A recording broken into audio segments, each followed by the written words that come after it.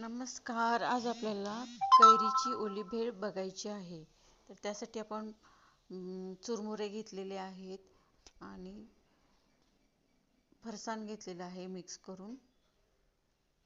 साहित्य घेतलेलं आहे, कैरी बारीक चिरून घेतलेली आहे, कोथिंबीर, टोमॅटो आणि कांदा पण बारीक चिरून घेतलेला आहे, चिंचेचे पाणी तयार करून घेतले आहे.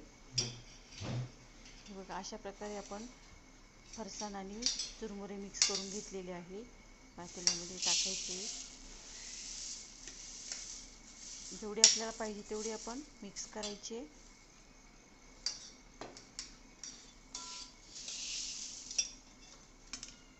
टोमॅटो घालायचे, कोथिंबीर टाकायची,